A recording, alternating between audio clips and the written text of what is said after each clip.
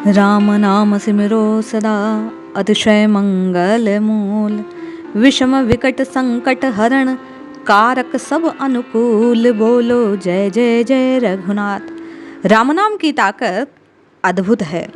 राम नाम के जप से प्रभु स्वयं जीव के साथी बन उसके योग क्षेम का वहन करते हैं। इसी बात को सिद्ध करने वाली कलिकाल की एक सत्य घटना आइए श्रवण करते हैं। जय श्री हरि। पूज्य गुरुदेव के चरणों में बारंबार प्रणाम। एक गांव में एक महात्मा राम कथा कर रहे थे। कथा के मध्य महात्मा ने राम नाम की महिमा का बड़ा विस्तृत और सुंदर ढंग से विवेचन किया। कथा श्रवण करने गांव का एक साधारण व्यक्ति आया। महात्मा के मुख से नाम की महिमा को सुन उसने राम नाम को अपनी जिह्वा के अग्रभाग पर धारण कर लिया। घर आया, धीरे धीरे राम नाम नित्य जपने लगा। नाम के प्रताप से उसका अंतःकरण शुद्ध हो गया और प्रभु राम के चरणों में उसकी प्रीति जग गई। धीरे धीरे समय बीतता गया, पर नित्य प्रति उसका नियम था कि रघुनाथ जी के नाम का कीर्तन करता, जप करता। समय बीतने पर वह व्यक्ति काफी बुजुर्ग हो गया। शरीर कमजोर होने से वह अपने कक्ष में ही अब अधिक समय बिताने लगा। धीरे धीरे काया की शक्ति की ओर अधिक क्षीण होने से शौच, स्नान आदि जो नित्य कर्म थे उसके लिए वह अपने पुत्रों पर निर्भर हो गया। जब भी उसे शौच आदि के लिए जाना होता वह पुत्रों को आवाज लगाता। पुत्र आते नित्य कर्म से उसे निवृत्त कर पुनः कक्ष में लेटा जाते। लेटे लेटे दिन रात वह राम जी के नाम का जप किया करता। राम जय राम जय राम, श्री राम श्री राम। इस प्रकार धीरे धीरे मन ही मन प्रभु के नाम को उच्चारित करता रहता।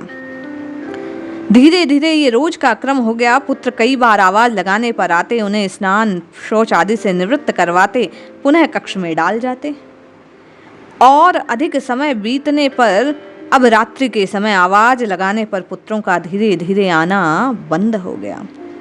कभी आते कभी नहीं आते। इस दौरान कभी कभी वह बिस्तर में ही अपने नित्य कर्म करने लगा। गंदे में पड़ा रहता, किंतु राम जी के नाम का आश्रय नहीं त्यागा। राम नाम का जप करता रहता। अधिक उम्र होने से उसके नेत्रों की ज्योति धीरे धीरे क्षीण होने लगी। एक बार रात को आवाज लगाने पर एक ही आवाज में एक बालक, जिसे वे अपने पुत्र समझ रहे थे, आया। नित्य कर्म से निवृत्त करवाया। बड़े कोमल स्पर्श के साथ बुजुर्ग को पुनः बिस्तर पर लेटा दिया और चला गया। अब यह नित्य का कर्म हो गया। जैसे ही वह बुजुर्ग आवाज लगाता वह बालक दौड़ आता, उन्हें नित्य कर्म से निवृत्त करवा पुनः बिस्तर पर लेटा। बिस्तर पर उन्हें चद्दर आदि से ढककर चला जाता। समय बीतता गया, पर उसकी कोमलता बुजुर्ग के हृदय में संशय उत्पन्न कर रहे थे। किंतु बुजुर्ग राम नाम के जप में खोया रहता और अपने समय को काट रहा था। एक दिन आवाज लगाने पर तत्काल वह बालक दौड़ा आया। आज बुजुर्ग ने उसका हाथ पकड़ लिया और पूछने लगे, बता कौन है तू? तू मेरा पुत्र नहीं है। तेरी कोमल स्पर्श मुझे सशंकित करता है। कौन है तू? कौन? बता कौन है और क्यों एक बार आवाज लगाने पर दौड़ाता है? आज अचानक इस बार बार बार पूछे जाने पर बालक स्वरूप में पधारे प्रभु ने अपना निज स्वरूप प्रकट कर दिया। उस अंधेरे कमरे में अलौकिक प्रकाश छा गया।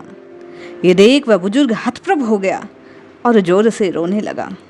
राम राम राम राम कहते कहते प्रभु से बारंबार प्रार्थना करने लगा कि हे नाथ, आप मेरे नित्य कर्म करने में मेरी मदद करते हैं तो इससे अच्छा यदि प्रसन्न ही थे तुझे मुझे मुक्त क्यों कर नहीं दिया। प्रभु कहते हैं जो पीड़ा आप भुगत रहे हैं वे आपके प्रारब्ध है, किंतु नाम जप के कारण मैं स्वयं आपके प्रारब्ध का वहन करने हेतु आपका साथी बन गया। बुजुर्ग फिर प्रश्न करता है, प्रभु क्या मेरे प्रारब्ध आपकी कृपा से कट नहीं सकते? भगवान बोले, अभी कट जाते, किंतु अगले जन्म में लौटकर आपको अपने प्रारब्ध को भोगना ही होगा। ये कर्म नियम है, मैं इससे बंधा हूँ। नाम जपने से, संत में श्रद्धा रखने से, विश्वास के साथ प्रभु के चरणों का आश्रय लेने से प्रारब्ध बदलता है। मैं स्वयं उसका साथ देता हूँ, किंतु कर्मों का फल तो जीव को भोगना ही होता है। नाम जप की ताकत से कर्म प्रभाव टल जाता है, अपने निज धाम में ले जाता हूँ। जन्म मरण के इस चक्र से मैं जीव को मुक्त कर देता हूँ। तभी गोस्वामी जी कहते हैं, प्रारब्ध पहले रचा पीछे रचा शरीर, तुलसी चिंता क्यों करे भजले रे रघुवीर।